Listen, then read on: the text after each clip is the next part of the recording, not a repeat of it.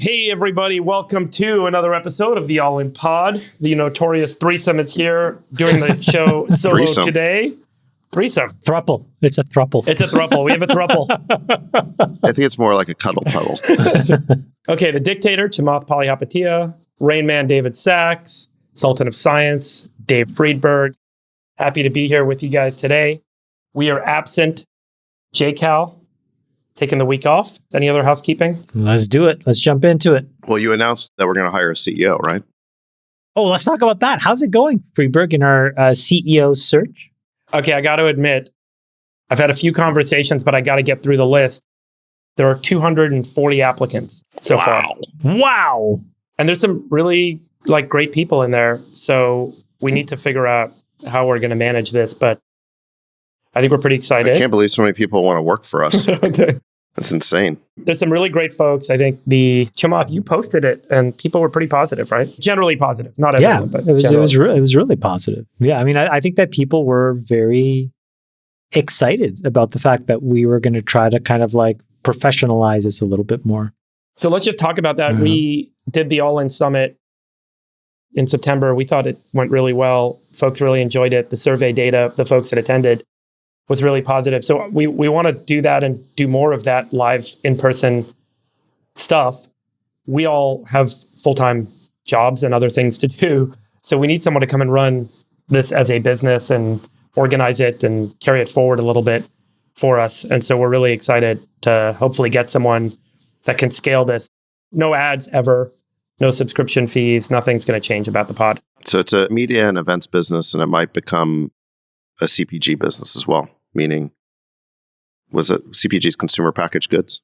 That's right, Sachs. That is the correct use of the acronym, David. Yeah. Congratulations. Your first product would be what, tequila? I would do a tequila or a hard seltzer or something like that. That seems to be a big growth category. Or we could figure out something very orthogonal. I mean, Mr. Beast did candy bars, and we found out at the All In Summit that he's doing something like $250 million a year in revenue, growing very fast. Yeah, we could do Sachs nuts. The Sachs nuts would be too big to eat. You wouldn't be able to fit them in your mouth, Chamath. They'd just be old and salty. Yeah. Let your winners ride. Rain Man David Sachs. And instead, we open source it to the fans, and they've just gone crazy with it. Love you, Bestie. Queen of quinoa. Well, I think the other thing that's worth figuring out is this idea of what does the community really look like? I think that's the biggest. Yeah. That's the biggest upside for the CEO is it physical places like Zero Bond, or is it virtual sort of community oriented things? Is it some combination of the two? I'm really interested in trying to figure that out and what answer they come up with. Then the other thing that I would really like to experiment with, quite honestly, is if we could do a little bit of a tour. I just think it would be super fun to kind of go to 5 or 10 cities and just kind of crash those places and have a big get together and talk to people and do a big Q&A. I think the thing that is really fun is just the interactive Q&A, just because it allows everybody to get involved and then to be able to do dinners with each other. And there's just a really amazing community. So that person should be able to figure this out. I don't know the answer to it, but I'm hoping they figure that out. We should give a shout out to the guy who did the interview video or submitted. You see that? It's a 4-minute video that somebody submitted his application by video on X. I think I was on his podcast, Sean. You were? I was on his podcast a year and a half ago, I think. Can we pull it up? Welcome to my 5-minute job application to become CEO of the All In Podcast. This is the American dream, baby. That's great. Well, he posted a tweet the day before saying if it gets 1,000 likes, he'll submit an application, and instantly got 1,000 likes, and then he put that video together. So great job, Sean. I will be calling you later for your second round interview. I think you're well qualified after that submission. But I do remember at the All In Summit, I've never been to a conference where I'd say 95% of the audience was actually in the theater for the entire content session. They really sat through it. It was really engaging. So I think that's the sort of product that I'd love to bring out more, which is some of these important conversations with people that can provide a perspective that folks might not be getting elsewhere. Chamath, you also mentioned on Twitter that you're doing more content, like you called it Learn With Me. What is that? Yeah, I mean, well, I've been doing this for a while, but I just wanted to wrap it up and kind of make it into a clean kind of productized service. So, I have this newsletter that I've been using weekly to just kind of share everything that I read. But then I thought, okay, why don't I actually really invest just a little bit of time every week to curate that even a little bit more, and then write little summaries of probably the 3 most important news topics of the week. And I just kind of give an insight into my process. So when I read all of this stuff, usually 2 to 3 times a month, but the average is around twice a month, I end up writing an essay. And it's like 1 or 2 pages, really quick. And I just keep them for myself. And it's like, right now, I just finished one, What is the Federal Reserve? And the reason I did that was because Druckenmiller was on TV and he was talking about all this stuff. And I just wanted to remind myself about why the Federal Reserve exists the way it does. But basically what happens is, from these quick essays and from what I read, I typically start every month a deep dive where my team and we probably allocate at least a month to a month and a half where we figure out something in really excruciating detail, and we generate a slide deck and a write-up. And then we take that and we go and we ask a bunch of experts what they think, and then we only keep it within ourselves. But then I thought, why don't we just start sharing it? So the reason I'm doing this is really to keep myself accountable, to keep learning. Because I feel like in the last few years, the thing that I lost most when things were going crazy was just the incentive to learn. And I thought, if there are other people around me that are also relying on this, I'll be more accountable. And obviously, to the extent that this thing can actually be self-funding, then I can take some of that revenue, reinvest it in more research associates, maybe publish more content. But it's kind of like all the information I wish I had so that I could make better decisions. I'm just going to kind of take what I have, share it with everybody, and kind of go from there. So we'll see. So you're charging for the kind of higher end part of it? At the end of it, it's a kind of I would say most of it is free. The Twitter Spaces obviously is not, because the point of these X Spaces is we just don't want a bunch of bots and trolls, but there's a bunch of people that signed up to be a subscriber. So we'll do Q&As monthly for subscribers. And then once a month, I'll publish a deck. And like I said, if you want the full one, then you can be part of a paying community. Otherwise, you'll get some portion of it for free. And then you'll have cash to reinvest in doing more content. Is that the idea? Right now I have a couple of research assistants that really help me, and we have a pool of experts that we use. But if this thing picks up some steam and we can have enough revenue to hire 3 or 4 more RAs, maybe at some point, instead of monthly, we can go bi-weekly. I don't know. But the idea is just to focus on sort of what I think is interesting, so that I can have a general view of things, so that I can make better decisions. And like I said, to the extent people are interested now, they can follow along at any level. There you have it. So people can go to your Twitter to see it, right? Yeah. Okay. By the way, the other thing is, it's kind of cool to be in this content creator economy. That's the other thing is I don't know about you guys, but I feel like I'm on the sidelines looking in at trends now, whereas before I was in the middle of them. Like Web 2.0, social, I was right in the heart of it. And I was like, okay, this is amazing. And then as an investor in SaaS and deep tech, I was kind of in the middle of those as well. That felt great. But this last push in AI, I'm like, wow, I'm really on the sidelines looking in, or this content creator stuff. So I think it's a good forcing function for me to kind of learn as well. To be active in the content creator economy, basically, to understand it better. Yeah, I don't know how else I'll ever learn how to, because I could read all the stuff I want. Just so you know, you do a podcast that a lot of people listen to. Yeah, but I think that's it's the lowest order bit, quite honestly. When you see what Jimmy Donaldson does, or even Kim Kardashian, what they do as content creators, it's just an intense process that then creates all this upside. So even if I want to have a more informed view of where All In needs to go, I want to be a little bit more on the ground and actually in the engine room doing it for myself. Yeah, since we started doing the pod, Sax has been creating a ton of content too. I mean, Sax, you wrote a piece this week, didn't you, on Ukraine? Or the Time article on Ukraine, didn't you? Yeah. You weren't doing a lot of content before we started doing the pod, right?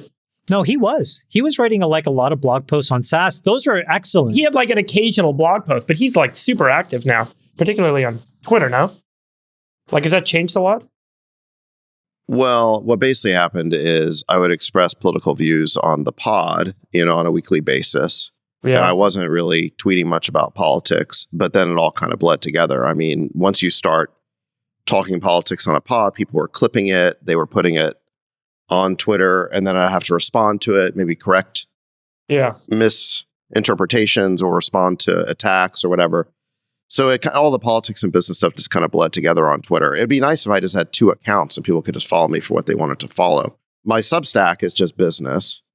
And then I'll occasionally write an op-ed on the political stuff. So I've written a few on free speech, and then I've written a few on Ukraine. And so I wrote a piece for Responsible Statecraft this week on Ukraine, which was based on a Time magazine story that came out. And then I did a version of it on X, kind of a long post, which I called the Ukraine War's Cronkite Moment, which described the Cronkite Moment in the Vietnam War was that Walter Cronkite, who was the top newscaster, America's most trusted man in the 1960s, he went on a fact-finding mission for himself to Vietnam, and he came back and he said the war is basically unwinnable. And that's when the public sentiment really turned against the Vietnam War. It still took us 5 years to get out of it. But what Cronkite said, there's a great quote from Cronkite, which I included at the end, where Cronkite says, "It is increasingly clear to this reporter that the only rational way out will be to negotiate, not as victors, but as honorable people who lived up to their pledge to defend democracy and did the best they could." So that's basically what happened in 1968.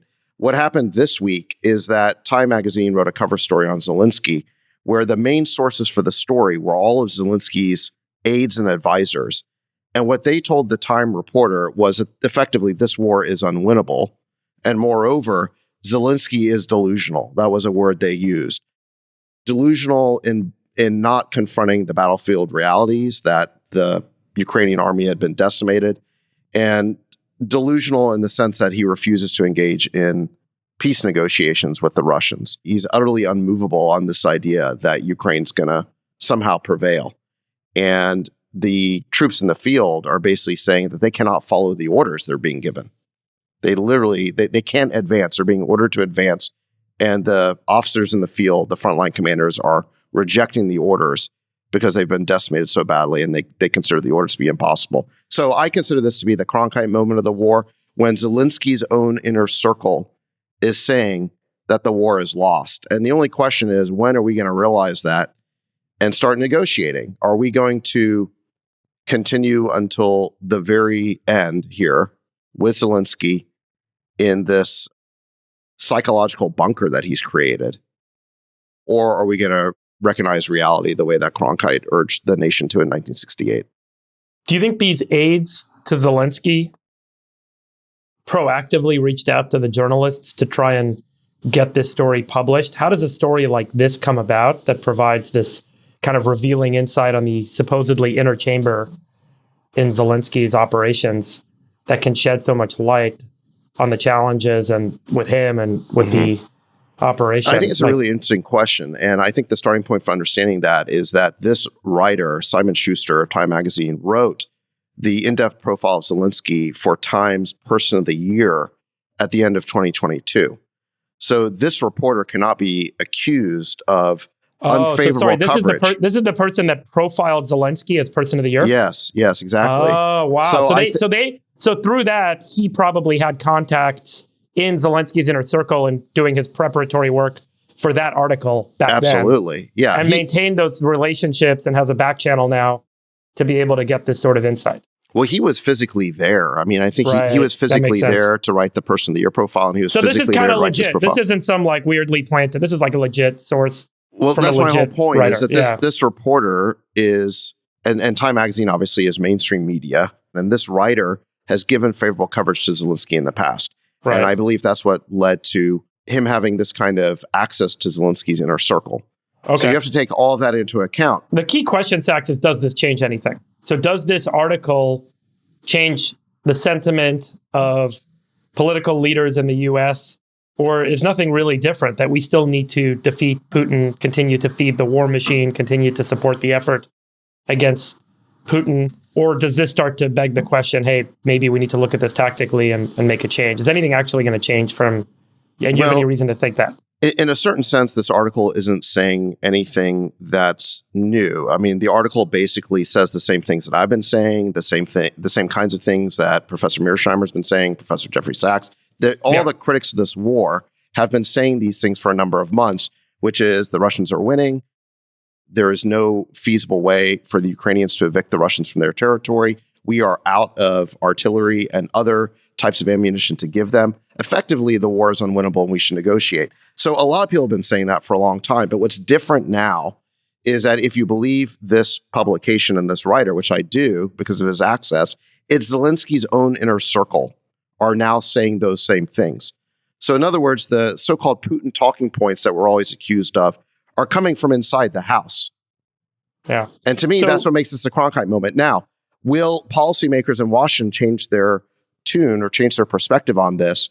Probably not. The uniparty of both Republicans and Democrats, there still seems to be a majority who want to fund another $61 billion for Ukraine. So is this penetrating the blob? I don't think so. I mean, but again, think about Walter Cronkite in 1968. The country basically came around to his point of view after that, but it still took 5 years to get out of the Vietnam War.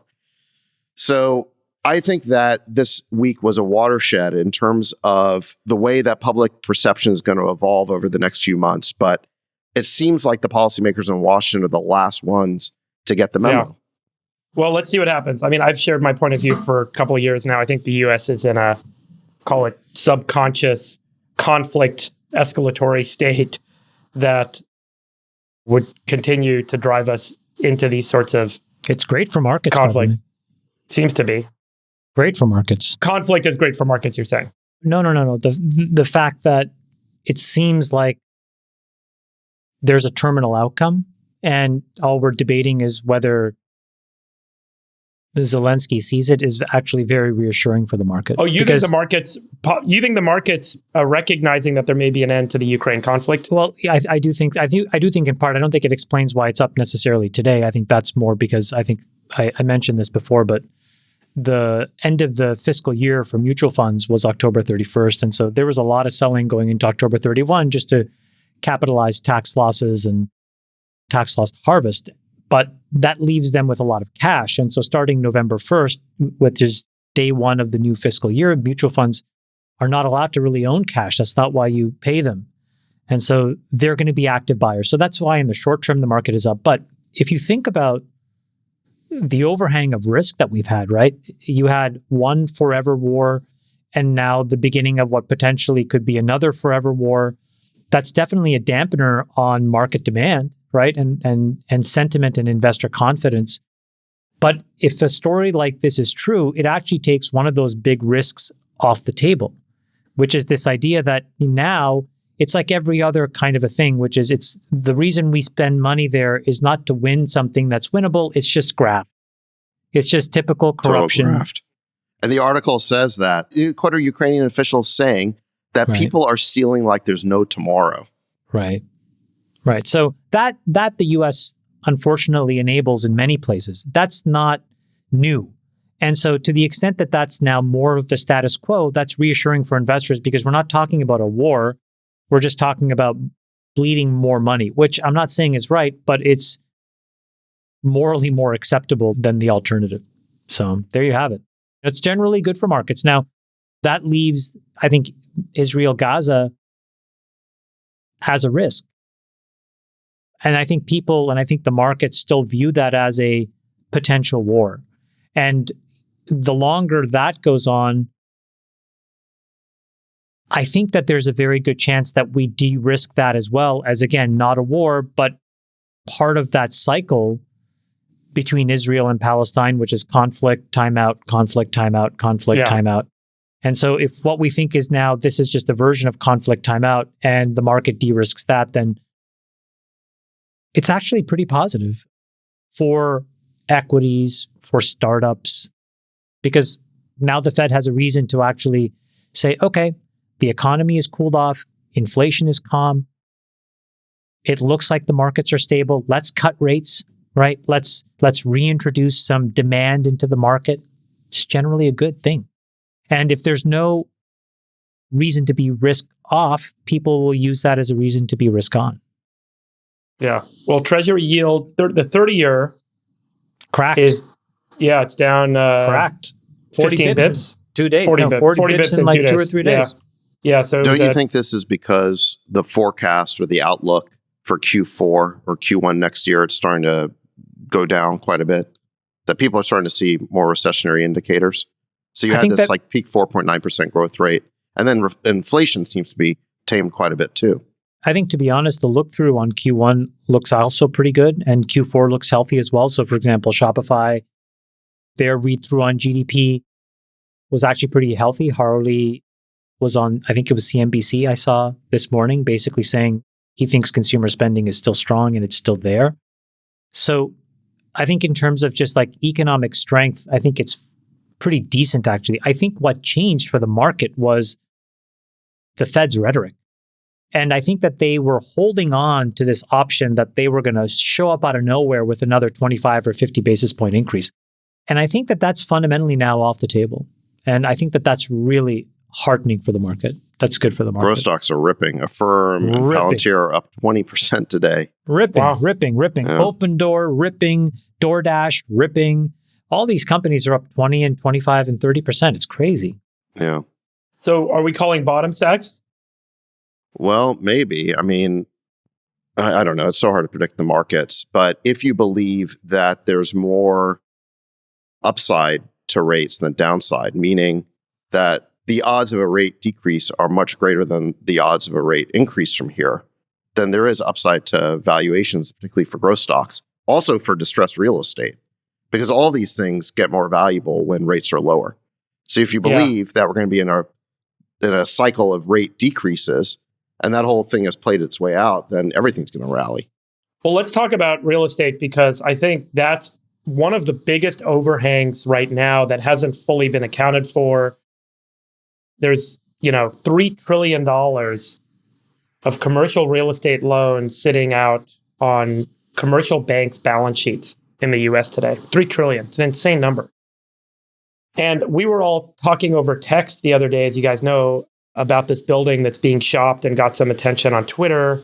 I think it's 115 Sansom. You guys know this building? I've lived in San Francisco for how long have I lived there? 20 some odd years now. So I know this building.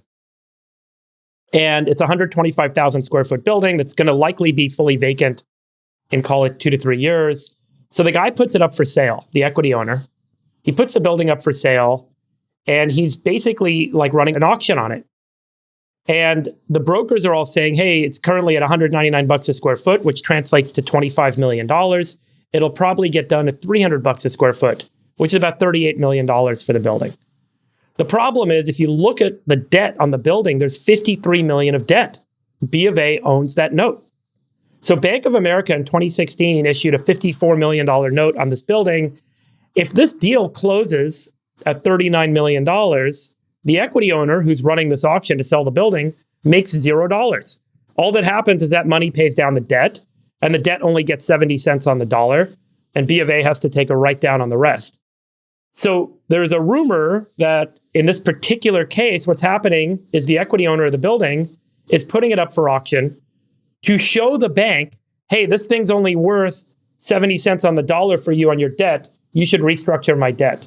So apparently there have been a lot of building owners that have been going to their banks and saying, hey, I want to restructure my note. I want to have longer payment terms. I want to keep the rates lower for longer. I want to have some of the debt forgiven. Anything they can do to get the cost of the debt down, because the overhang of the debt on all these buildings is so significant. These buildings cannot make money and the owners will never make money. So they're like, why am I even wasting my time? So they have one option, which is to hand the keys back to the bank and say, here you go, you auction it and sell it. Good luck. And the other option is to go to the bank and say, hey, restructure my debt. Let's figure out a deal. Here's the problem. The $3 trillion of debt that we just mentioned that's sitting on all the banks' balance sheets is all being held at par. They're not discounting it at all, and they're not marking it as being impaired in any way. So as soon as they have to start writing this stuff down, the bank's balance sheets all get impaired. And so there's a real risk in the market that I don't think has been fully accounted for, that we're starting to see the cracks. And to Chamath's point, this might accelerate either Fed action or, as I've mentioned in the past, I think the federal government steps in and starts to issue programs to support commercial real estate developers and owners. Sachs, I know you've been following this quite a bit.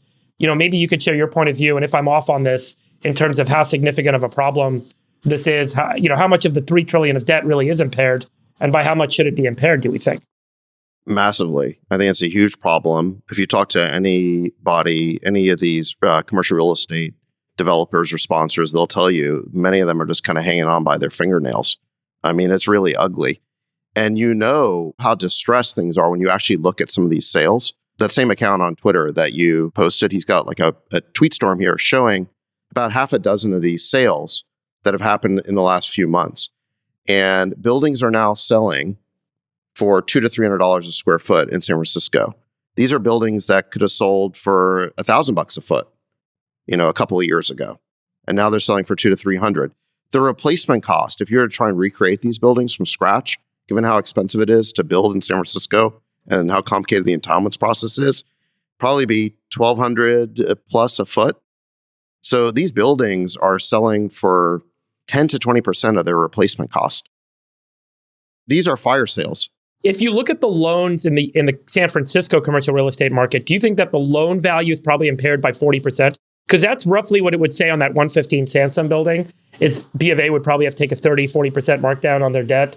Do you think that's the right way to think about the numbers, 30 to 40% of the debts? You could figure it out this way. A typical commercial real estate deal is about 1/3 equity and 2/3 debt. So if somebody bought a building at, call it $1,000 a foot, they would have had to have put in, call it 333 of equity, 666 of debt. Yep. Now, if that building is only worth, I don't know, $200, $250 a foot, there's $750 of loss per foot, right? And only 333, roughly half of it, is equity. So the debt is taking a huge haircut there too. Yeah, that's about 40, 50%, right? Yeah, and no one wants to recognize that loss. The equity holders certainly don't, because they get wiped out. And even the banks are reluctant to recognize that loss, because who knows what that could trigger when their balance sheets are so impaired. So what everyone's trying to... Where are these people going to come from, Sachs? This is my big problem with this argument, is I think that numerically you're right, that there is this bottoming, or there is just like a lot of value to be had, right? The problem is, and I'll give you an example of a company that I own. So it's not even a company that I'm just a minority investor in. We used to be in San Francisco, and we went virtual. Now, all the salaries are pegged to San Francisco salaries, but now everybody's sort of like everywhere throughout the country. We don't have an office space. And I'm really struggling trying to figure out how to actually bring everybody together. And my choices were, I thought, okay, well, let me find what it would cost to actually run this place in San Francisco. And my OpEx would have gone up 15, 20% just for the building. So then I'm like, okay, well, where else can I go? And it's like, well, I could go to a place like Las Vegas and I could put the people there. It's an hour, so it's close by. We can fly there whenever we need to. It's got no tax, so maybe that's an advantage for the employees. And so I'm in this constant hamster wheel as an owner of a business. I can't get people into the office. If I do bring them into the office, it's super expensive and it bloats my OpEx. So I'm just trying to figure out, how does that get resolved for people like me so that we want to go back to San Francisco and rent those buildings that are so cheap? Those buildings are going to have to get written down first. So I set up my company in 2006 and I was paying $22 a square foot for my first office in 2006. And then we ended up getting a really nice office. And I think we ended up paying like $35 to $40 a square foot by the time we moved to a super nice office around 2010. But around that time, which was also when GFC happened, the global financial crisis in 08, 09, and that's when rates dropped to zero. And that's also when all startups and tech companies said, hey, let's start setting up in San Francisco, because it's mostly young people that are engineers now. They mostly want to live in the city. They mostly want to be single and have a good life here rather than go live in suburban Silicon Valley. And so real estate shot up because rates were zero. All the tech companies were setting up. I mean, Sachs, you had Yammer in San Francisco, didn't you? Were you on the peninsula? Yeah. And that was like the place to have your company, was in the city. And so I would argue, like, if you go back to the 08, 09 era, that's really when San Francisco started to take off. And it was almost like a bit of an outlier of a bubble that started all the way back then. And then, the ZERP environment kept things moving up and up and up over the years that followed. I do think that this market will likely normalize back to pre-2010, pre-09. And that's when rates were like in the $25 to $35 a square foot range for, But are tech you saying real that estate. I will move back to that building and I'll move my company back there? When it gets repriced, yes, I do think so. Are you sure? I don't see how the market stays where it is. Yeah. Chamath's argument is basically on the demand side, basically saying, where is all this demand going to come from? I think you could give it to me for zero and I wouldn't bring my team back there. I'm just asking, again, the math all makes sense on a spreadsheet, but the big issue is, as an owner of a company, why would I ever bring my team back to that place? And I'm struggling even at Oh, you mean because it's a nasty city, because it's all messed up? The city's messed up First generally. of all, if you're asking me to blow up my OpEx 10, 20%, the answer is absolutely not will I do that. Then if you're saying, well, Chamath, how about at zero? Let's just go to zero, right? It's free. Yeah. Take the building. Yeah. I still wouldn't do it because then these people have to move from all around the country, come back here, and all of a sudden just live in a slimy dungeon. Yeah. So how does that get solved? So that building should be zero. Zach, you own buildings in San Francisco. What's your answer as a landlord? Yeah, I only own buildings in Jackson Square, which is like the one decent part remaining of San Francisco, and which is actually where people want to be. And we've seen pretty good leasing activity there because it's as people get driven out of Market Street and out of Soma, they substitute to Jackson Square. Look, I think Chamath makes a good point, which is the demand picture for San Francisco is really unclear. There's something like, call it 30% vacancy. So there's an enormous number of these zombie buildings. And it's really hard to understand where the demand is going to come back to fill them. Now, the counter argument to that is, yeah, but it's so cheap. I mean, these buildings are so cheap. They're basically selling for almost land value. That's Chamath's point. It's like it goes to zero. Yeah. So if there's a recovery, then it's very asymmetric, right? I mean, you could get 3 or 4x upside on your money very, very quickly. Rates come down over the next couple of years. You could refi your equity out. So that's the counter argument is, yeah, we're not exactly sure where the demand comes from, but if you are willing to have a long-term outlook, like 5 or 10 years, then there's a pretty good chance that it'll come back somehow. I think one of the things that has to happen in order to foster that demand is for there to be some fundamental changes in the politics of the city. And the question is, how does that happen? And I think one of the ways it could happen is the city starts facing huge budget shortfalls, which are coming. There's going to be a huge budget shortfall over the next year and next couple of years because there's no activity. I mean, a third of the economic activity of the city has just dried up. And what about the rest of the country? So tell me, if this is what's happening in San Francisco, what's happening in Boston, Dallas, New York City? Well, I don't think those areas are as impaired. They don't have the vacancy rates that San Francisco does. I mean, so if you look no at other the major total market has 30%. So just coming back to my prior question, if you were to assume San Francisco commercial real estate debt is impaired on the order of 30%, what do you think the debt load for all commercial real estate around the country is impaired? Is it 10%, 15%, 20%?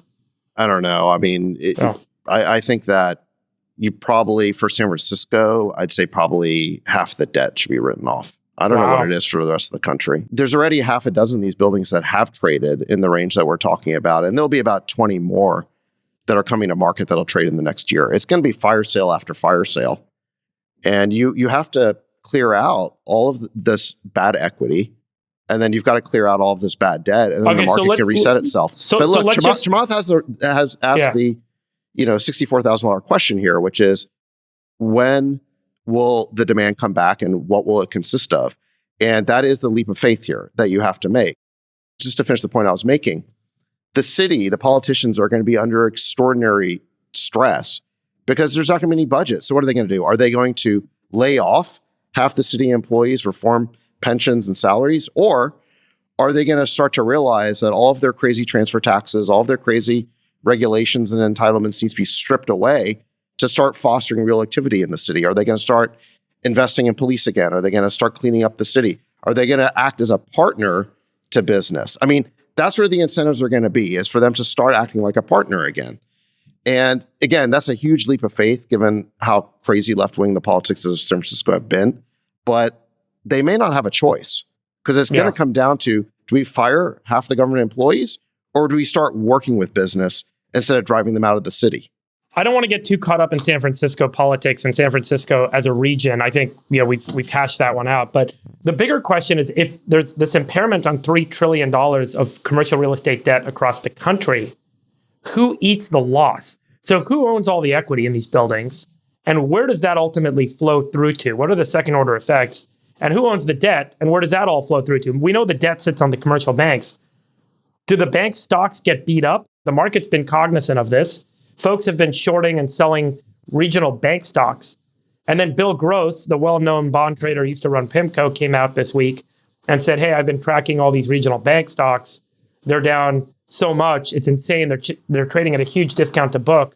I'm going to start buying. And then this morning he put out a tweet saying, I'm buying these stocks.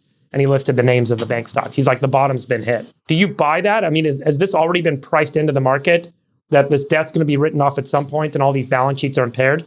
Because these banks are trading at a big discount to book value.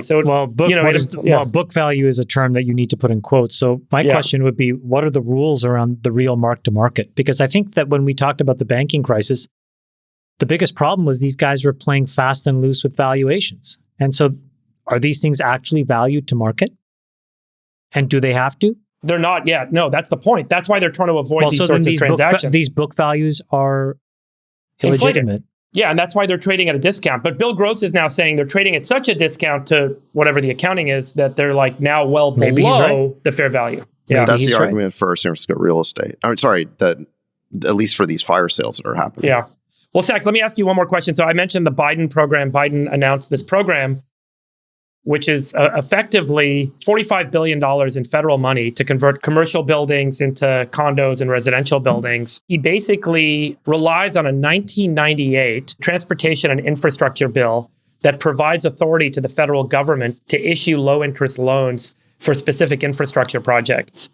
If you're a developer, is it realistic that this money is going to unlock potential for increasing affordable housing density in urban centers by converting office buildings into residential buildings? People talk a lot about these office to residential conversions. The problem is it's easy to say and much harder to do. Most commercial office buildings don't meet the structural requirements, or architecturally, they're not really suitable. If you think about most commercial office buildings, they've got really big floor plates. And if you think about like restructuring them into apartments, there's not proper window coverage, there's not proper utilities.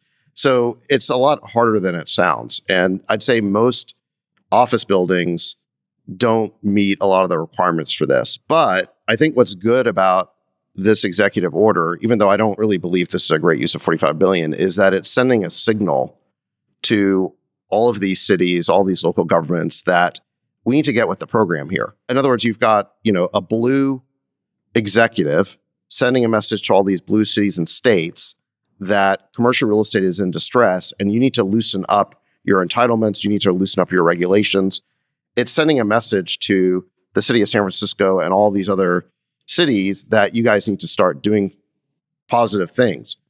And this is my point about, will San Francisco start acting like a partner for real estate development, which is how you make real estate work, or will they continue to drive all of these crazy regulations? So I mostly see this Biden program as symbolic. I see. But the question is whether the symbolism will actually drive better behavior by these blue cities. I personally think they're just trying to find more ways to pump money into supporting commercial real estate markets because of the issues we just highlighted. And I think this is the first of what will likely be several programs to support, framed as things like affordable housing, but really designed to support the economic loss impairment that's going to be inevitable at some point. Right. But you can't convert an office building to a residential building without rezoning, typically. Totally.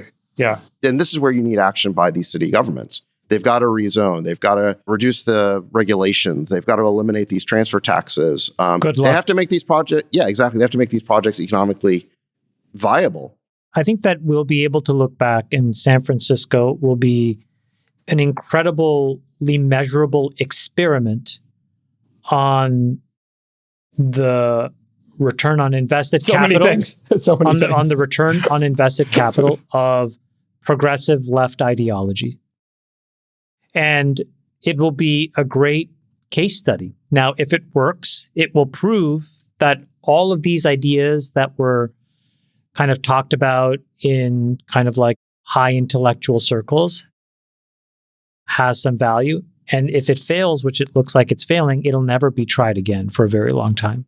Either way, you're going to have a very clear answer. And the good news is we're probably another 5 or 10 years away from that bottoming. Well, actually, can I ask you a quick question, Chamath? So there was an article here saying that the city controller's office for San Francisco has released its projected budget shortfalls for the coming years. It's almost $500 million for 2024-25, reaching $1.3 billion in 27-28. So what do they do about this? I mean, they don't have the money. They'll borrow money. And you can look at all of these other municipalities around the country as examples, but counties and municipalities and cities that are in much worse fiscal shape than San Francisco was able to stay incompetent for a lot longer. And so that delta T of incompetence tends to be about 5 to 10 years. I would say the midpoint is 8. So if we're starting now, you'll probably see some rationality by 2032, 2033. Right.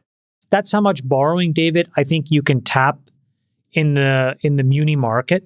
Because, again, this is sort of the double-edged sword, right? Like when you're a triple tax advantaged borrower, you can paint the case for being in San Francisco, which is part of California, et cetera, et cetera, et cetera. And your alternative is to own something in a state that's not nearly as economically vibrant. It's a pretty easy case to make to be able to borrow the money, I think. And so the problem is that it'll take, like I said, another probably 8 years, 10 years. So before the spigot gets turned off and they have to make some harsh changes. So they'll keep running this experiment for at least, I think if you want to be conservative, for at least another decade. So they'll just pile on the debt until they'll it just pile on the debt. Absolutely. I don't want to keep harping on San Francisco. Let's move on to WeWork, because WeWork feeds into this real estate piece. I don't know if you guys saw this article that the Wall Street Journal reported that WeWork is going to file for Chapter 11 as early as next week. They have a significant debt burden owed to SoftBank Vision Fund as part of their go public. They've signed leases in office buildings in San Francisco and elsewhere around the country. $10 billion in total lease obligations due starting in the second half of 2023 through the end of 27. And after that, an additional $15 billion starting in 2028. And as of June, WeWork had 777 locations, including 229 in the US in major cities. The business made about, call it $840 million in revenue last quarter. So that works out to call it a $3.5 billion revenue run rate with, $10 billion of lease obligations starting next year.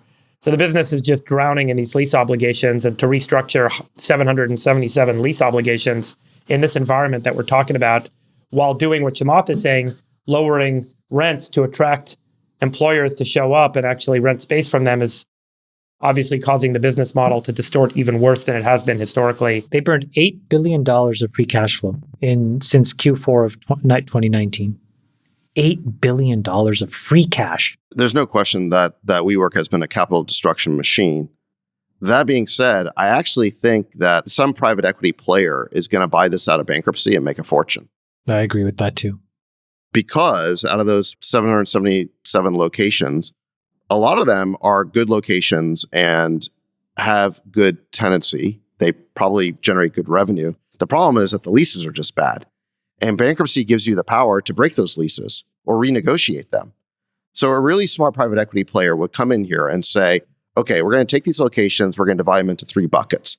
Bucket number 1 is we're going to get rid of them because they're just bad locations. We don't want them. There's just no occupancy. Bucket number 2 is we're going to go to the landlord and say that, sorry, like this lease doesn't work for us. We will be willing to work for you as an operator of the space, and you'll pay us a fee and a rev share on whatever it makes, but we can't pay you a guaranteed rent. So that's bucket number 2. And then bucket 3, which will be the best locations, they'll go back to the landlord and say, here's 60 cents on the dollar. We're willing to pay you this in rent. That's it. If that's not good enough for you, we're breaking the lease. We're out. And those landlords are going to have to accept it, because who are they going to get who's any better? And they don't even have the TIs. They don't have the capital to put some new tenant in there. And even if they could put someone in there, it's not going to be at a rent that's much higher than 60 cents on the dollar, because WeWork made a lot of these top of market leases. So I think the landlord will take the bird in the hand.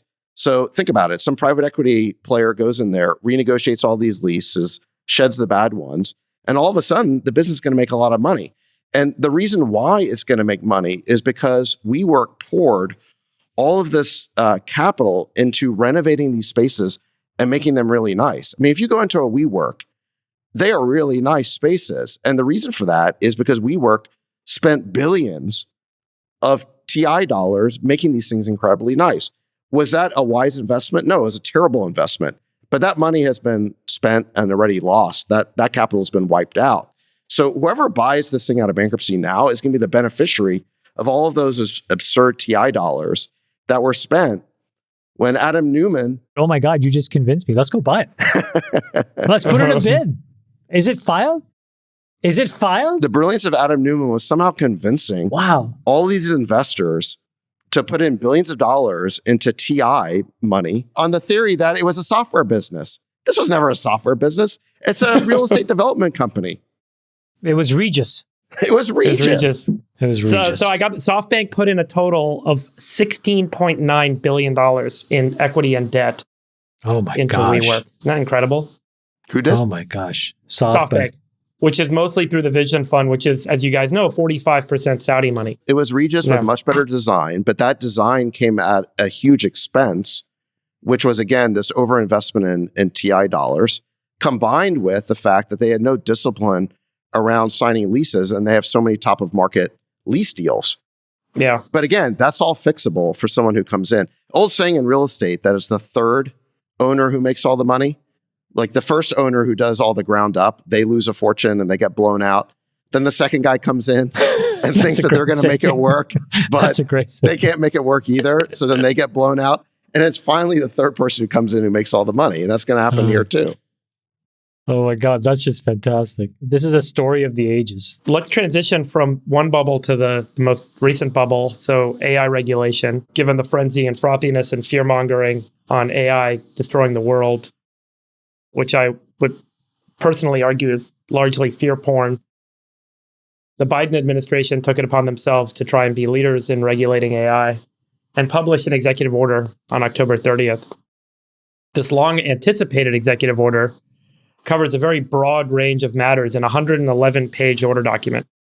Covers very specific actions in very detailed terms. It uses technical terms of art. And I think it creates as much confusion as it does provide clarity. It's an executive order, so it's not legislation. And there's much in here that some would argue needs to be legislated. As an executive order, it can be overturned very quickly and easily by the next administration.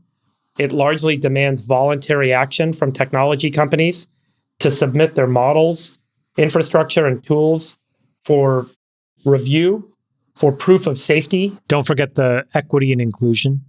There's an equity inclusion component, which is that your models have to account for diversity, equity, and inclusion. Diversity, equity, and inclusion. There's a phrase from the executive order. The term dual-use foundational model means an AI model that is trained on broad data, generally uses self-supervision, contains at least tens of billions of parameters, is applicable across a wide range of contexts, and that exhibits high levels of performance at tasks that pose a serious risk to security, national economic security, public safety, or any combination of those matters, none of which ultimately describes endpoints, none of which describes loss or applications.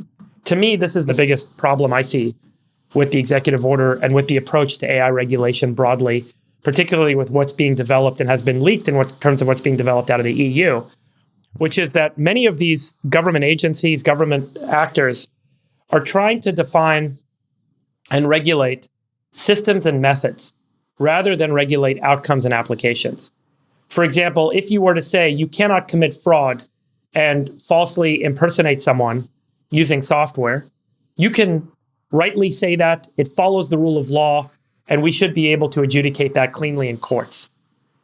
Instead, to have government agencies and have what this executive order describes as a chief AI officer in every federal agency responsible for regulating the systems and methods of all the actors and all the private companies that are building software, to say this is the scale that your software can get to. You can have a certain number of parameters. If you're bigger than this number of parameters, we have to come in and check your software, creates an outlandish standard, and one that makes absolutely no sense, particularly in the context of the pace of AI's progression. Remember, the paper that was foundational to transformer model development which is what a lot of people call AI today, which has developed these LLMs and so on, came out in 2017 and wasn't really widely adopted until 2018 as a standard. We're 5 years into this. So the way that we're making models, the types of models we're building, the scale of the models, the number of parameters being used, the pace at which these things is changing is staggering. We are only in the first inning. And so to come out and say, here are the standards by which we want to now regulate you, this is the size that the model can be, these are the types of models, it's going to look like medieval literature in 3 years. None of the stuff's even going to apply anymore. I'm just really of the point of view, as you guys know, that the market needs to be allowed to develop. If we don't allow our market to develop in the United States, India and China and Singapore and other markets will get well ahead of us in terms of their model development and their capabilities as a nation and their capabilities as an industry. And the more our government actors step in and try and tell us what systems and methods we are allowed to use to build stuff, the more at risk we are of falling behind. That's my general statement on the matter. I'll pass the mic. I mean, Chamath, you were advocating for AI regs a couple months ago, I think, right? I mean, where does this fall with respect to what you were advocating for and what you were concerned about? Well, I had a very specific lens that I viewed this stuff through, and they didn't really address it. I think that this was a little bit of a kitchen sink EO, and I think what probably happened was depending on, look, I mean, I think the thing is like, look, when this process first started, it started in the Senate and it started with the Majority Leader, Chuck Schumer. And I met with Chuck and then I met with Chuck's team. And then it morphed into this much bigger thing. And I think it morphed into a lot of people trying to do the right thing, meeting with a lot of very important and very famous people. And I think somewhere along the way, it just became this convoluted and confused document, because I do agree with you that it's not super coherent. There's a lot of arbitrary requirements, I think there's a requirement here that at a certain number of parameters, you have to like self-report yourself to the government, which is like, what does that even mean? Why is that even important? So it's just a lot of random stuff. So it just seems like anybody who had the ear of the people writing this had a chance to write something in. So it's a little confusing. It's not going to do the job. And I think that you're right. In 2 or 3 years, we're going to look back and this is going to look medieval. I'll point out another point, just one of many that I could highlight in this document. I read most of it. They say, there's got to be legislation on watermarking AI content. Think about that for a second. What is AI content? We've been using Adobe Photoshop for 30 years to change photographs and change documents. We've been using various tools for doing audio generation and music. I mean, there's no music that doesn't run through a digital processor of some sort. There's no video, there's no movies that don't have some degree of CGI elements or some degree of post-production digital rendering integrated into the video itself. What makes something AI? Is it the fact that 100% of the pixels are generated by software? What if it's only 98%? Is Pixar AI? Because all of Pixar is made on computers. Is the auto-tune hip-hop artist AI? Because his voice isn't coming through on the audio track. So what is AI in this definition? The fact that any piece of content needs to be watermarked if it's AI, I think is one of the most outlandish infringements on First Amendment rights I've seen, and doesn't really understand in any sense how software is generally used in the world today, which is frankly everywhere. And to say that now there is a certain definition of a certain type of software that we're going to arbitrarily call AI, we want to watermark this stuff and we want to get a stamp on that content so that the government can track it and audit it, I think is absurd. Sachs, over to you. Yeah, okay. Three quick points here. Number one, AI has been convicted of a pre-crime. This EO, it describes this litany of horribles, this parade of horribles that's going to happen unless, the wise people in the central government like Joe Biden and Kamala Harris guide its development. So that's what the EO says it's going to do, is guide the development of this technology. Because if we don't, it's going to result in all these horrible things happening. Steven Sinofsky, who was a key executive of Microsoft I think going back to the 80s, wrote a really interesting blog post about this, where he was there at the beginning of the PC revolution, with the dawn of the microprocessor in the 70s and 80s. Yeah. And he pulled a bunch of books off his bookshelf from that time period, which were sort of these sci-fi books like Forecasting Doom, Infringement on Privacy. One was called The Assault on Privacy. Another one was called Electronic Nightmare. Another one was called The Rise of the Computer State, and so on. And so it was also predicting all these horrible things that would come from the birth of the computer. And it would put all these people out of work and so on. Totally. But nobody allowed these fears to guide the development of the industry. There was no executive order at that time saying that we're going to guide the development of the microprocessor to avoid all of these harms that haven't occurred yet. And instead, we're taking a different approach here. And he makes the point that if the industry had been guided in that way, then it never would have achieved the potential that it ultimately achieved. And furthermore, he makes the point that a company like IBM would have been more than happy to work with the regulators to say, yeah, let's define a bunch of these rules to make sure that it doesn't go in this dark direction that everyone thinks it's going to go in. And you would have gotten very extreme regulatory capture. Can I precog one of the crazy lines in this thing? Here are the precogs. Here's one. When a foreign person transacts with an infrastructure as a service provider, so Azure, Google Cloud, Amazon, to train a large AI model with potential capabilities that could be used in malicious cyber-enabled activity, they propose regulation that requires that IaaS provider to submit a report. So if you have to know, if a foreigner is using your APIs on AWS and then file a TPS report. Oh my God. Somewhere. What is going on? I have a clarifying question. What happens if you're a foreigner that's on an H-1B at Facebook or, Microsoft? Good question. Well, and then You're Chamath, technically a foreigner. right. And then Chamath, meanwhile, remember when SpaceX is now being sued by the DOJ because they haven't employed enough foreigners? So it's like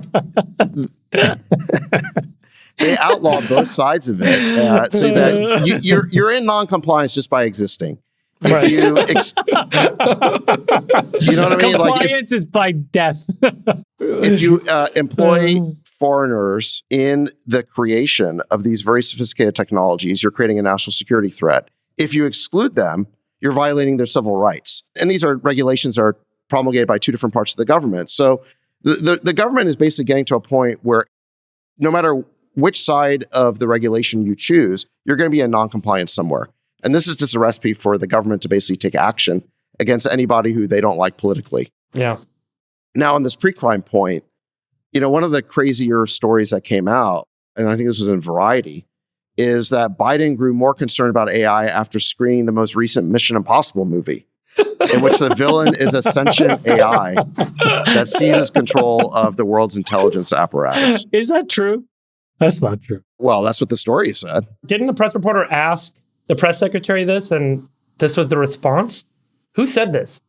The White House chief of staff, I guess. Said Reed, yeah, wow, unbelievable. The crazy thing is that I think the reason they're putting out this story is they don't want to admit how the EO really happened, which is a bunch of lobbyists came in.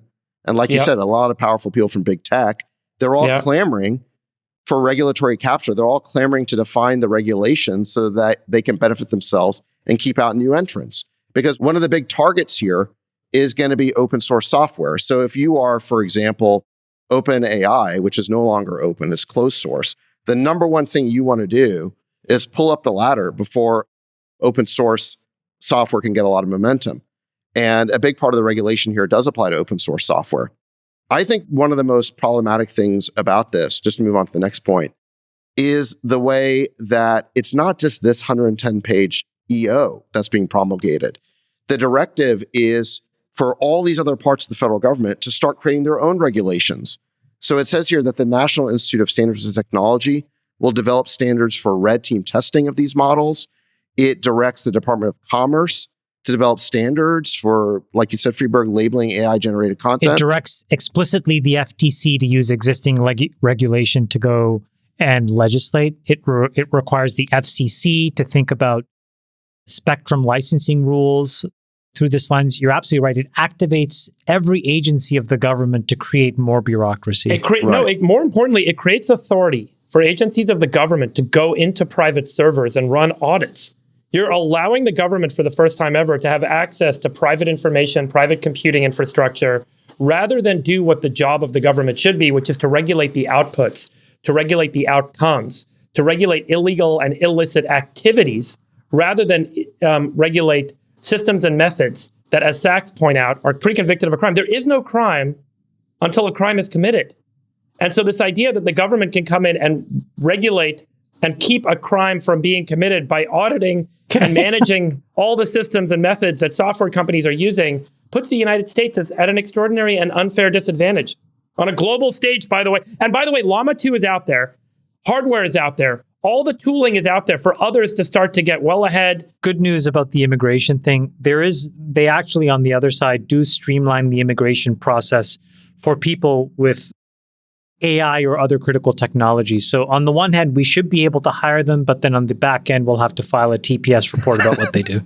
Let me just finish my point about all these different agencies being directed now to promulgate regulations. And by the way, there's some new committee or council that's being created of 29 different parts of the federal government that are now going to coordinate on this AI stuff. So it's going to be a Brussels-style bureaucracy. What's going to happen is that with all of these different bodies issuing new regulations, it's going to get more and more burdensome on technology companies until the point where they cry out for some sort of rationalization of this regime. They're going to say, listen, we can't keep up with FCC and Department of Commerce and this NIT Standards Board. Just give us one agency to deal with. And so the industry itself is eventually going to cry uncle and say, like, please, just give us one. And you already hear people like Sam Altman and so forth calling for the equivalent of Atomic Energy Commission for AI. This is how we're going to end up with a federal software commission, just like we have a FCC to run big communications and we have a FDA to run big pharma. We're going to end up with a federal software commission to run software, big software. And the thing to realize about AI is that functionally, there's no way to really say what the difference is between AI and software in general. Every single technology company in Silicon Valley has AI on its roadmap. It's a new computing paradigm. Everybody is incorporating it. Everyone is using some elements of AI. So this wave of AI is just becoming software. So we're going to take the one part of our economy that has been free market and relatively unregulated, which is software. It's like the last bastion of true entrepreneurial capitalism. And we're going to create a new federal agency to manage it.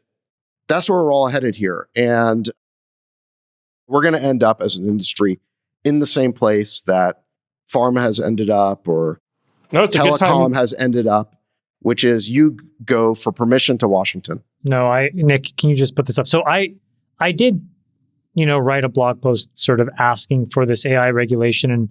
And I do think like the model of the FDA is probably the best one where in certain use cases, I do think that you can create a sandbox where these things can be tested and I think can be evaluated. The problem is that this legislation or this executive order doesn't really do that. So the way that I wrote this was, well, what are the arguments against what I'm proposing? And unfortunately, I have to say every single one of those arguments is now valid. So I think that we should have gone in the direction of like a simplifying assumption, which is that most of this stuff is just software. And there are going to be some very specific kinds of businesses that before you take it to market, you should do something that's equivalent to sticking it in a sandbox, letting people see it. And I think it's easy to define what those are, actually. And the fact that we didn't do that and we have this overly generalized approach is going to create more chaos, and people will not know whether they're in violation or they're in support. They're going to be sort of pre-guilty, as you said, Sachs, of a pre-crime. And it's just going to be chaos. So I think this is a smorgasbord for politicians because everyone's going to be lobbying them to try and shape the regulations the way they want. I think it's going to be a smorgasbord for lawyers. Yeah, I mean, everyone's going to hire lawyers and lobbyists and policy people to try and shape these regulations. Good time to bet on India. Thank God for Mark Zuckerberg and the open sourcing of the Llama 2 model. It's not entirely open source, right? I mean, I think the biggest thing with Llama 2 that I find problematic is that it has these arbitrary thresholds on the number of users one can have. Yes. Before you have to go back to Facebook. It's 700 million, I think, right? Yeah. Yeah, before I give all the credit to Facebook, I'd rather say that I think there are a lot of open source alternatives, including Mistral, that I think are much better. Yeah. And free and open and in the clear where you can have unencumbered growth, not dependent on anybody else. Yeah. Yeah, but I think your larger point about US versus India versus China, I think this could have a major impact on our global competitiveness. Of course. Because as you look around what's happening in the American system, there are so many things going wrong, right? Our fiscal situation is untenable. We're mired in massive debt. We have tremendous internal division in the country. Many of our cities are rife with crime. You just look at the number of people living on the streets. It's not good. I mean, there's a lot of indicators that America is in decline. We're involved in way too many foreign wars. So there's a lot of bad things happening. However, the one bright spot that America has had going for it now, I think for decades, is that we've always been the leader in new technology development. I mean, we're the ones who pioneered the internet. We're the place where mobile took off. We're the place where the cloud took off. And everyone else has been playing catch up with that. And I think we are in the lead in terms of AI development. I mean, other countries are doing it too, but I think that we are in the lead. And it's not because of the involvement of government. It's because we have this vibrant private sector that's willing to invest risk capital where that 9 out of 10 checks that you write are going to zero. But that one check, that 1 out of 10, hopefully could be a huge outcome. So we've had this incredible ecosystem of software development that is free and unregulated, that is clustered around Silicon Valley, but it radiates out to many other places. And the only reason that ecosystem has thrived and survived is the reason that Bill Gurley stated at All In Summit, which is, 2,200 miles away from Washington. And Washington has generally kept its mitts off. And now we are headed to a place where not just AI, but basically all software companies are headed for regulation. And like I said, right now it's 29 different agencies promulgating the regulations. But where this is going to end up is that the industry is eventually going to beg for its own agency just to rationalize all the spaghetti of different regulations. We are eventually going to beg for our federal agency overlord just to rationalize this whole mess. And sadly, I think that's where we're going to end up. And a lot of what is special about our industry, which is that two guys in a garage really can get started in a completely permissionless way, I think that's going to be jeopardized. If that's the end game, that's genius. I think that is the end game. I mean, do you think that they wrote this thing in a way just to create enough confusion where we all just cry uncle and say, just regulate us, give us one new... Yeah. Look, I don't know if it's that conscious. I think what it is there's a lot of politicians in Washington, and Biden and Harris definitely fall into this category, who just think that central planning or the central guiding of the economy or aspects of the economy to avoid certain problems, that they think they can do this. They think that they are wise enough to do this, or maybe they're cynical and they just know this is a pathway to campaign contributions. But either way, they kind of believe in this approach. And they threw the kitchen sink at this. 110 pages. Every agency is now going to be writing thousands of pages. And I think where it's going to end up is with a new agency to manage software. So I think, Sachs, the point you're making is one that some folks in Silicon Valley have felt for a while, which is that a lot of the freedom and opportunity that the United States offers pioneers and entrepreneurs has been realized and borne out in Silicon Valley. That's feeling like it's been stymied in a number of ways. But the events in Israel a couple of weeks ago, in my opinion, seems to have shocked a lot of people that are traditionally very liberal Democrats into being red-pilled. I have had a number of calls with individuals over the last few weeks that have historically been very diehard blue liberal Democrats, have spent their time with NGOs, with nonprofits, with various efforts to promote liberal causes. And these are folks who may or may not be Jewish, but who have been so shocked by what's happened in Israel and how many liberal organizations have created this narrative around being pro-Palestinian in a way that is being deemed and is coming across as highly, and in many cases is very much anti-Semitic. And so I've had folks say, I'm giving up everything else I'm doing, and all I'm going to do is change the causes I'm working on now. And I have just been red-pilled. Do you guys, and Chamath, you shared your story on our show a couple of weeks ago. The clip of you saying that went viral on how you kind of recognized that maybe Trump was a good president in the context of what you're experiencing with the Biden administration now, or seeing with the Biden administration now. You seem to be like the case study that I'm now hearing more from Silicon Valley folks, about the shift. I think that over the last 3 or 4 years, my political positions really haven't changed that much. But I think what's happened is that the political party that I've historically been affiliated with has just kept lurching further and further to the left. And so it leaves me looking for a new home, I think. And I think that there are a lot of people that thought they were signing up for a set of beliefs around free speech, around being pro-reproductive rights, around being supportive of LGBTQ issues, but also supportive of a rational approach to the border and reasonable fiscal discipline. These are all seem to just be totally out the window. So I understand, because I've actually talked to a lot of my friends, and my friends, some of them have been huge donors to both elite colleges and the Democratic Party. And they've paused all of it. And it's definitely given me pause. And I'm just trying to figure out where to go from here, because I think the reality is that this is a really crazy situation. So I think that there's just a lot of people that are in the center that don't really belong anymore the way that the Democrats represent themselves. So there's clearly something going on that we just need to get to the bottom of here, because I think it's not probably the Democratic Party that a lot of people thought that they belonged to. Do you have other friends and folks that you know that have traditionally been Democrat donors in Silicon Valley, Chamath, that you see are now maybe considering shifting where they're giving money to Republican Party candidates and causes? I think it's easy to say that amongst my friends, it's in the billions of dollars that's been paused. That's insane.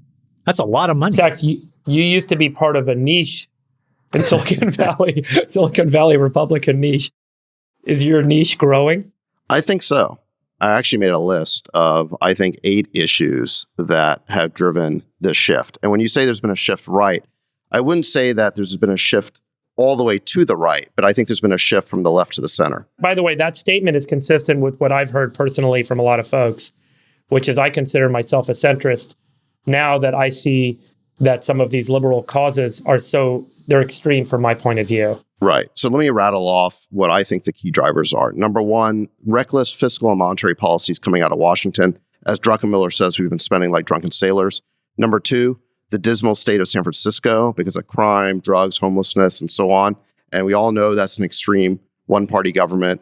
Number three, the ruinous COVID policies. They botched the science. They harmed the educational development of kids. And they also harmed work culture by making employees feel permanently entitled to work from home. So that's number three. Number four, this long con of regulatory capture in both Washington and Sacramento that we just talked about with AI. People are waking up to that.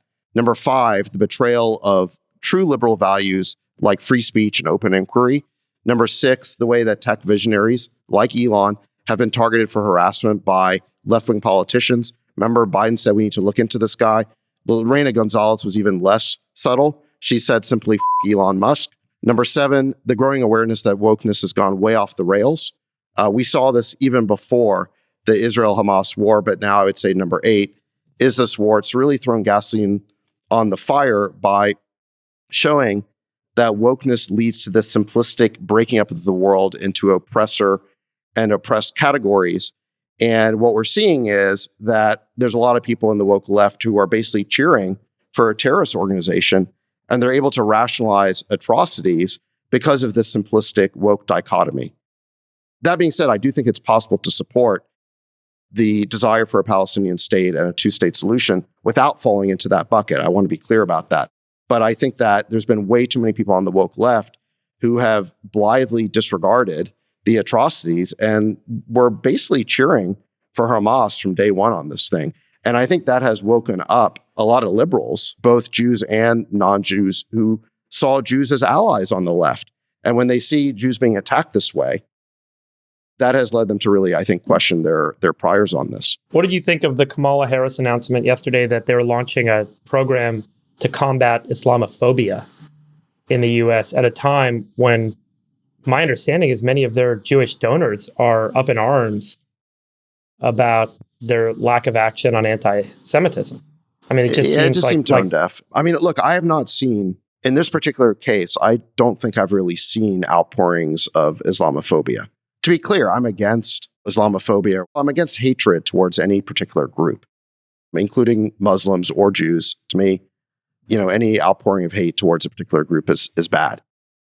But Yes. yeah, this seems like a problem that we really haven't seen. So it seems a little bit tone deaf. And look, this administration's been kind of stumbling around on this whole issue. It seems like they don't really know what to do. I don't know how to quantify it. I just think it's an anecdote. What do you think? No, I like I'm saying it. I don't know how to quantify it, but I think that the anecdote is a lot of folks. No, I'm saying, what do you think? What do you feel? What do I feel? Yeah. I mean, I'm not a party guy. Taking a step back, this is going to get a little esoteric, but I think humans organize into social systems. One social system is a family, one is a company.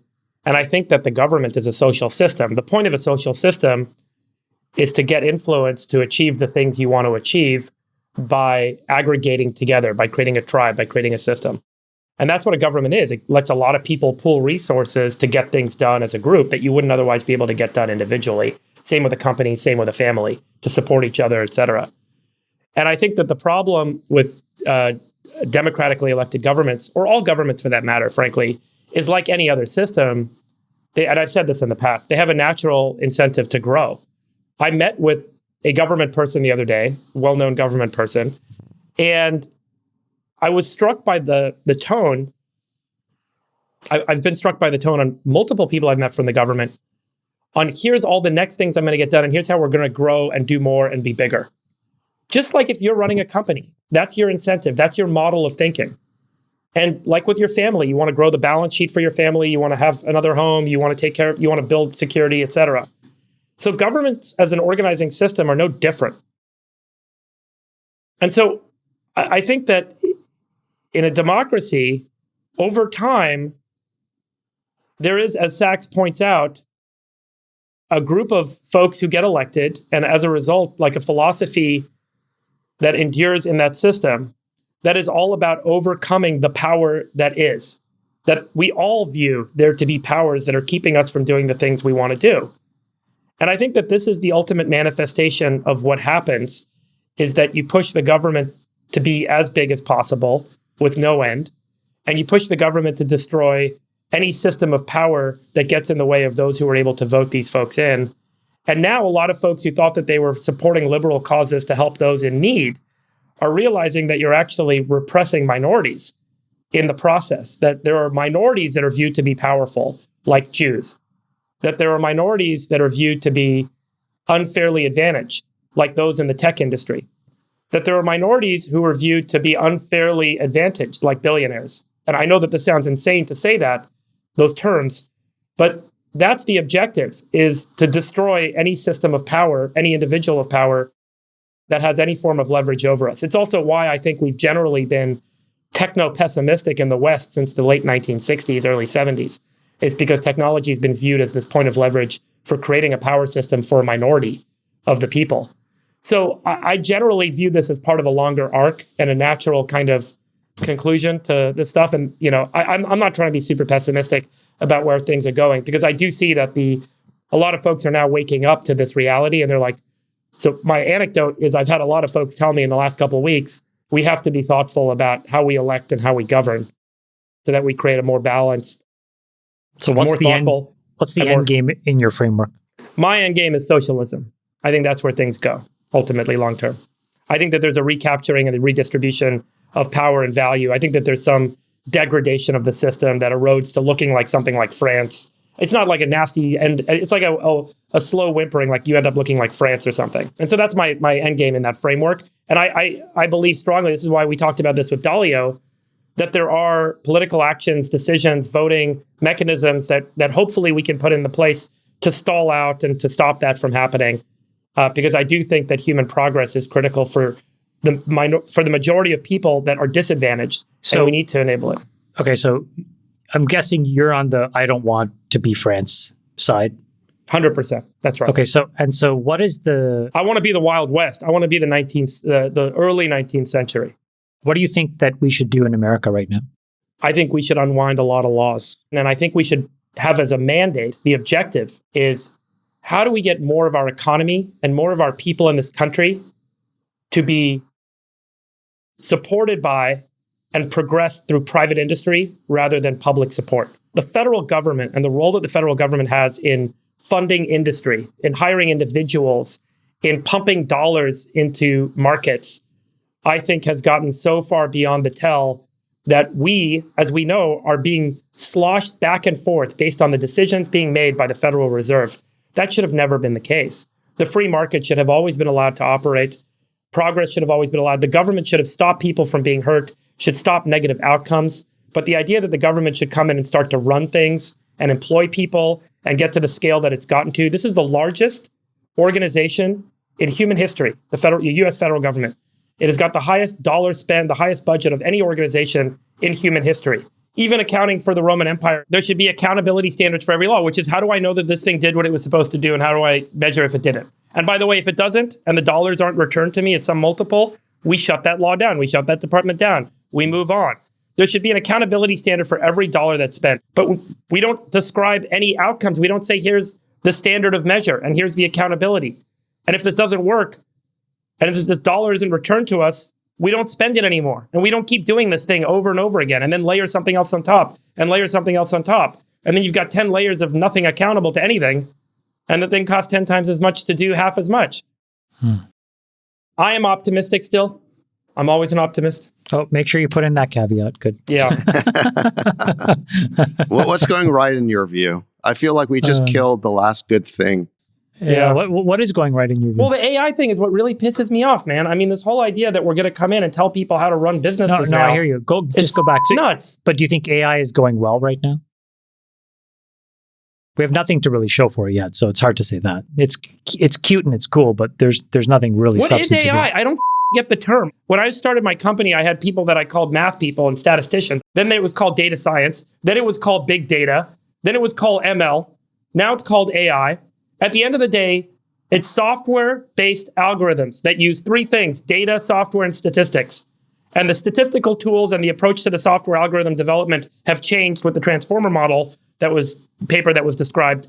But it's the same thing we've been doing since the 1960s, which is creating packages of software that make predictions and that do things for us. And all that's happened in the last 2 years is we've seen a piece of software that can communicate well with us based on these LLMs, and we're like, oh, intelligence is here. You know, the first time a computer in the 1960s said hello world, everyone was like, oh my God, we have AI now. AIs are sentient. It just said hello world. Well, that same thing happened when Big Blue, which was that big IBM mainframe, beat Kasparov in chess. People are like, oh my God, AI is just about here. Because at one time, being great at chess was considered to be only a human capability. And if a computer could ever get that good, the theory was that it would have to be an AI. But we actually found out that computers could do chess, but that didn't make them an AI. It just meant that they could acquire that one narrow capability. I think kind of what you're saying is that computers now, thanks to language models, have some ability to interface with us using language and to understand language. By itself, that is not artificial intelligence in the way is portrayed in science fiction movies. There's two key things that are happening. One is a new modality in human-computer interaction through chat, which is incredible and opens up lots of new software applications and markets, which I think can be transformative and worth trillions of dollars. No fucking doubt. And then the other one is in generative tooling, where you can make art and you can make video and audio and all this other sort of stuff. So you're creating digital outputs that are not necessarily text, but other forms that also start to represent the expectation that you might otherwise have. And so that is really powerful and opens up all these new models for media, content, exploring new business models, et cetera. So both of those are really important new software capabilities that have emerged. But this notion that I think people confuse AI as being this like, we've now got humans in software that can do things, is almost like back in the 60s when the computer said hello world and they said the same thing. I think that what people are awed by right now is that a computer's ability to statistically guess has gotten several orders of magnitude better than it ever was before. And so these guesses seem human and lifelike. But you'll find the edge cases where this stuff fails, and we'll be asking ourselves yet again in a few years what the next leap is. But the thing that is different is that there is a level of investment multiplied, and Nick, I tweeted this so you can just show the math here. There's a level of investment multiplied by a level of improvement in the underlying hardware, multiplied by a level of improvement in the underlying models, that's creating a 400x improvement from the baseline every year. And so the thing that I think is different is that we are taking this statistical guessing, if you want to just call it that, and we're getting exponentially good at it. So there is an efficient frontier at which point you're like, oh my gosh, this is as good as certain humans. You know, maybe not the smartest of the smart humans, but certain humans. And I think that that's what's really, really crazy and intense right now. So I can understand why people are like, we need to get a handle on this. But it may kill the golden goose, although I would just say there is no golden goose yet. There's just a lot of really interesting stuff that people can say is novel, and it's inspiring to see. But by no means has there been just a proven use case that is 10xing productivity. Yeah. That hasn't happened yet. That's the reason to wait, is this whole thing just seems very premature. Let the technology develop a little bit. Let the problems become a little bit clearer, more manifest. Let the ways... Let the cake bake. Let the cake bake. Let the problems emerge in a way, instead of we're guessing about them, we can actually see them.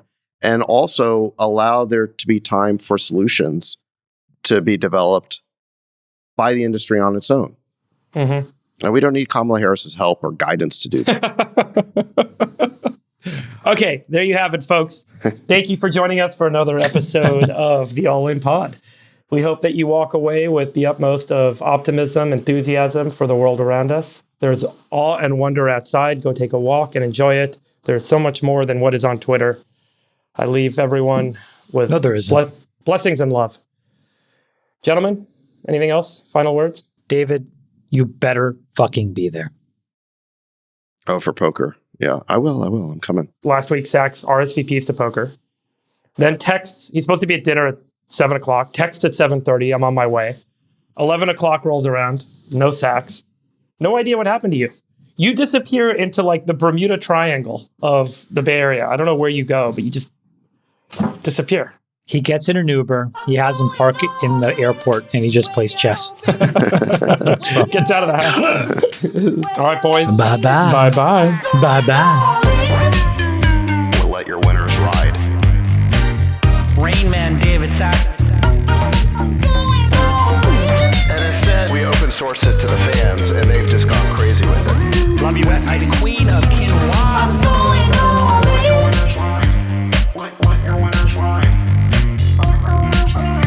Besties are gone. Code 13. That is my dog taking a notice in your driveway.